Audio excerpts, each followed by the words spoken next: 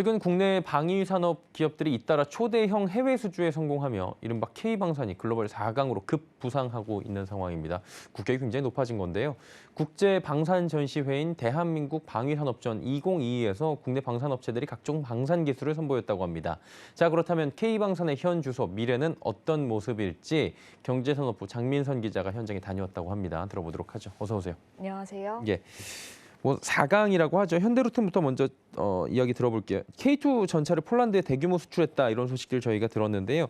이번에 현대로템이 선보인 제품군은 어떤 것들이 있었습니까? 네, 현대로템은 K2 전차와 차륜형 장갑차, 다목적 무인 차량 등 시장 경쟁력이 입증된 제품군을 선보였습니다. 현대로템은 첨단 방호 체계가 적용된 K2 전차와 차륜형 장갑차 실물을 전시했는데요. 고속으로 날아오는 미사일 등 위협체를 직접 요격해서 무력화하는 하드킬 능호 방호 체계인 APS가 적용됐습니다. 특히 현대로템은 향후 모습을 드러낸 폴란드형 K2 전차와 신속한 병력 수송과 전장의 험지를 돌파할 수 있는 차륜형 장갑차를 공개했습니다. 현재 현대로템은 K2 전차와 함께 차륜형 장갑차 양산을 진행 중입니다.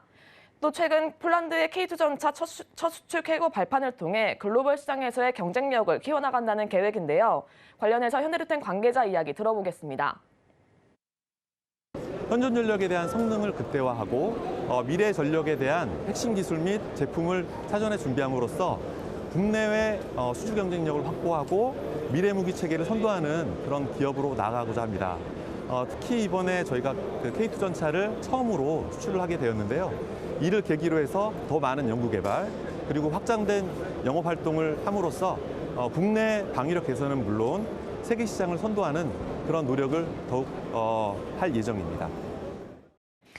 예, 그리고 국산 경공격기 FA-50 48대를 수출하면서 잭팟 터트린 기업으로 잘 알려져 있습니다. 카이라고 불리죠. 한국항공우주산업이 차세대 국산 항공기 선보였다고 하는데 이 소식도 좀 짚어주시죠. 네, 그렇습니다. 카이는 곧 개발이 완료되는 소형 무장헬기 LAH를 공개했습니다.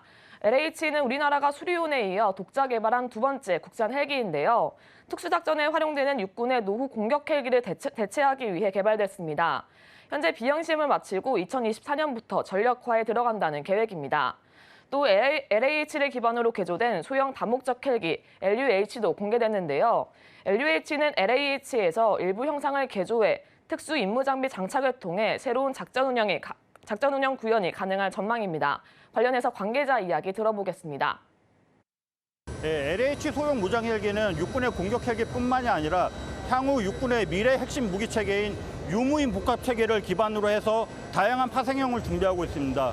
유무인 복합 체계뿐만이 아니라 향후에 LH의 파생형이 될 수 있는 LUH 다목적 소형 헬기, 또 다목적 소형 헬기를 기반으로 한 특수 작전 공격 헬기로 저희가 파생형을 개발하여 향후 수출 시장을 개척할 예정입니다.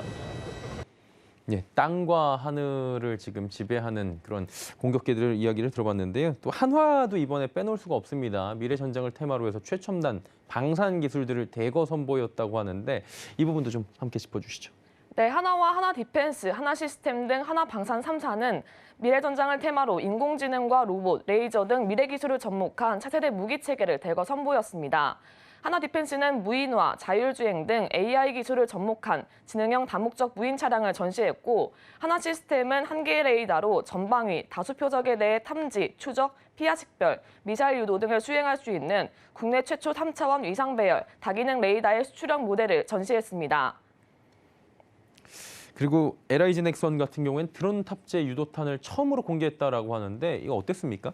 네, LIG 넥스원은 이번 전시회에서 처음으로 드론 탑재 공대지 유도탄을 전시했는데요.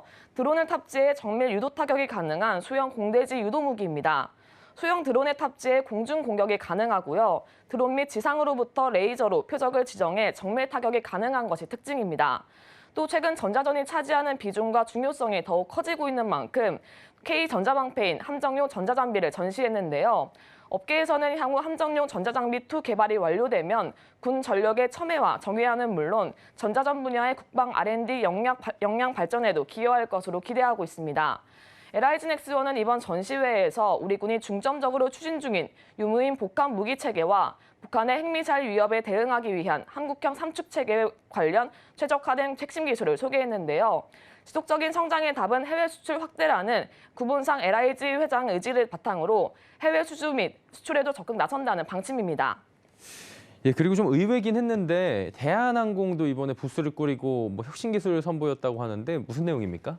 네, 대한항공은 무인기 선도업체로 저피탄 무인기, 무인 편대기, 수직 이착륙 무인기 등 무인기 관련 분야의 제품과 첨단 기술을 선보였습니다.